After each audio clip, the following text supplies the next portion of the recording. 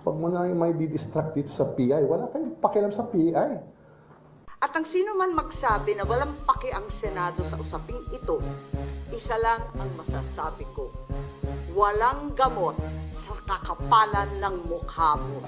Mauna daw yung mga taga Quezon City, alam ko dalawa kayo riyan.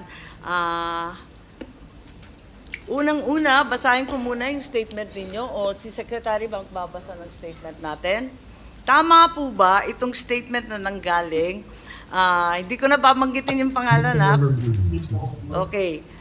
Babae to. At nakausap po natin itong dalawang babaeng matatapang sa QC. Ang sabi, may tauhan na kumukuha ng pirma sa aming barangay at pinapangakuan ng ayuda. Yung listahan, may nakalagay na precinct numbers na. Pumirma kami kasama ng aking asawa, kapatid at ninang, ngunit hindi ba namin nakukuha yung ayuda hanggang ngayon. Tama po ba yon? Tama po ba yon, Witness 3? Tama po. Okay, Witness 4. Madam Chair, Yes po. Yes, if they are brave Congressman witnesses, bakit po sila nakamaskara? po. Kung sila po ay matatapang na mga witnesses, bakit po sila nakamaskara? Naku, pinakamatapang na po yan. At yung Sila- iba talaga ayaw pumunta. Bakit po sila nakamaskara? Ang alam ko po sa matatapang na witnesses, talagang haharapin po nila lahat ng consequences. Tama. Thank you. Pwede ninyong sagutin, ba't kayo nakamaskara? Ba't kayo nagkukuble?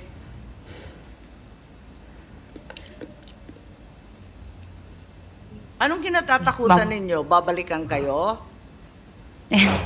Pwede po. Sino? Sino maghihiganti sa inyo? Yung nagpapalista po sa amin. Yung mga nagpapasign. Sino po yung nagpapasign? Ang sabi ninyo, may mga tauhan. Opisyal ba yun? Hindi po. Taga-barangay? Hindi po. Parang napag-utusan lang. Napag-utusan lang. Eto naman, may isa pang testigo tayo mula rin sa Quezon City. Ang sabi ganito, naganap po yung pagpirma ng mga pangalan noong linggo ng Enero po, sir. Yung listahan ginamit nila, may nakalagay ng mga presinto sa aking nahango sa COMELEC. Sa aming barangay, may nangangalap po ng pirma. Kaso, hindi ko maintindihan kasi English ang gamit na wika. Taga-QC rin po ang nagsabi nito, hindi rin namin inexplain nung naglilibot ano ang laman ng form. Ang sabi, basta pumirma kayo, may ayuda kayo. Alam nyo naman, sir, na pag ayuda ang usapan, talaga agad pumipirma nga kabarangay ko. Pero sa akin po, parang alam po ni Kapitan yung naganap na pagpirma sa barangay namin. Recording stopped. Pwede pong tanungin, alam ni Kapitan yung naganap sa barangay namin. Tama po ba yon? Yung testigo po natin na isa na taga QC, Opo. alam ng Kapitan ninyo. Paano mo alam na alam ng Kapitan? Kasi galing po sa barangay po yung pinapirmahan po sa amin. Pero yung nagpapapirma yung Kapitan o iba pang tauhan niya? Hindi po. Yung tao po. Pero hindi po yung tauhan ng barangay. Ah, Kaya po parang napag-utusan lang po siya. pinag-utusan. Pero alam mo na galing sa barangay.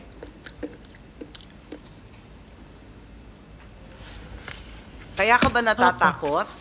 Kasi galing sa barangay.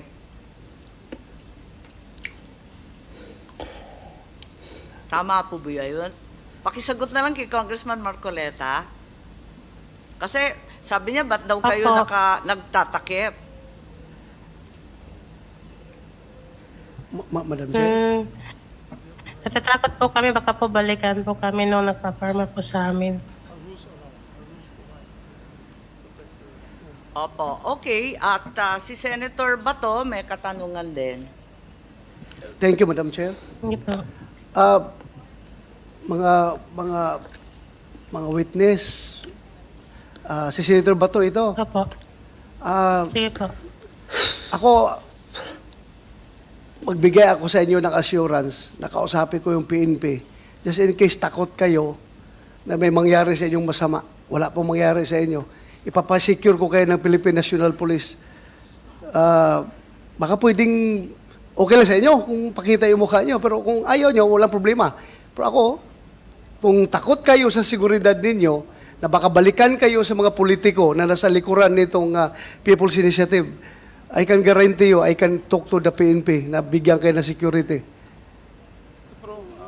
Anyway, yun lang sa akin. Gusto ko lang ipaalam sa kanila na huwag kayong matakot, andyan yung ating police. Yun lang, Mr. Chair. Madam Chair, thank you. Po, Madam Chair. ganito na lang po. Okay, naintindihan namin kayo. Alam namin yan.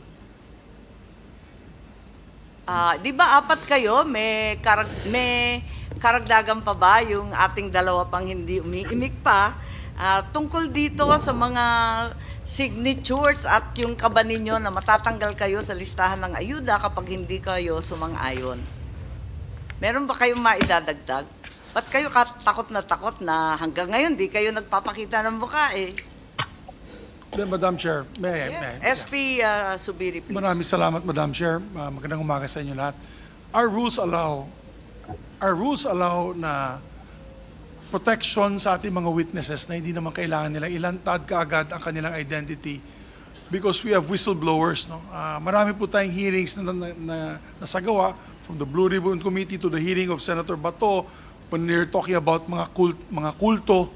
Talagang nagtatago sila ng identity. For the mere fact na baka naman po ang hahabol sa kanila ay politiko din.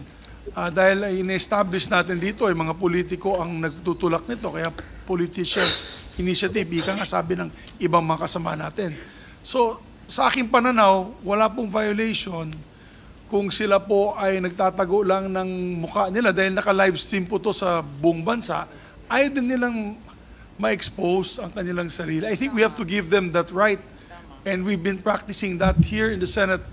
Of course, when they give their testimony for legal purposes, lalabas talaga yung mga pangalan at identity nila. But for this, in all intents and purposes, if we want to find out the truth and ferret the truth na hindi po sila matatakot, we should protect their identity at this point in time.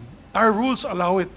I do not know the rules of the House of Representatives, but the rules of the Senate allow that their identities may be protected until, of course, the actual factual certification or subpoena and rather affidavits will be issued for our courts, no, for the cases to be filed. So, yun lamang po, Madam Chair, hindi po natin kailangan silang pilitin, no, at this point in time na i-reveal ang kanilang sarili. Kasi kung hindi, maraming matatakot sa mga hearings natin. Walang maglalabas. There's a Whistleblower Act. So we can protect them, no? And not only the PNP, the Senate can also extend protection to these witnesses. So yun lamang po, Madam Chair. Yes, Madam Chair, Yes, sino Madam po Chair. yun? Yes, we I just want acknowledge to know Senator if Villar. you can divulge the district in Quezon City where this happened. Pwede ba? Narito yung address sa akin, pero siguro sa executive session na muna hanggang magkaliwanagan. Okay. Maraming salamat kina Senator Bato at sa SP natin for the assurance that the witnesses will be adequately protected.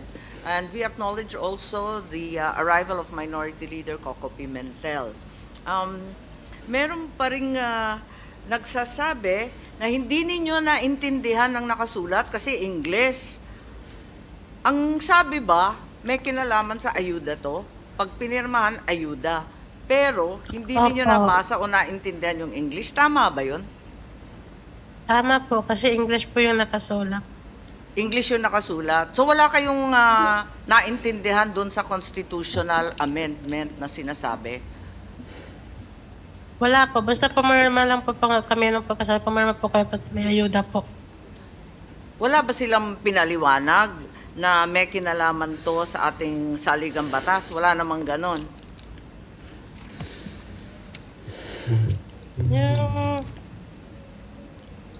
May sinabi ba? Yung paliwanag po sa amin, ano po? May Yung Pero hindi- petition lang po. Ano? petition po. Kaso di ko po maintindihan eh. Kasi pabilis po yung pagpapaliwanag po nun. Mabilisan lang yung pagpapaliwanag. Anong kinalaman ng ayuda doon? Ano daw sabi? Hindi ko po alam eh. Kasi basta pagka-perma po namin, may present number po, tapos ayuda daw po eh. Binigyan ba kayo ng pera pagkatapos? Wala po. Pero may pangako? Pangako lang po, abot po sa ayuda, pero di po namin alam po kung ano pong ayuda. Nagbigay na ba ng pera mula noon? Wala po. So, Wala nag-iintay pa rin kayo? Opo. Nako, baka na 1, 2, 3 po tayo. Saan daw yung pera manggagaling? Sa syudad? Sa congressman? Saan daw? Wala po siyang sinabi kung saan pa manggagaling, tsaka wala po sinabi sa amin kung pera po eh. Basta baka may ayuda daw po. Or din niya pa alam kung saan po. Nung narinig ninyo yung ayuda, sige na lang. Opo. Siyempre, sa hirap ng buhay. Okay po. At maraming salamat sa inyo. Kung may maidadagdag pa kayo, pwede namang gumawa ng sinumpaan salaysay.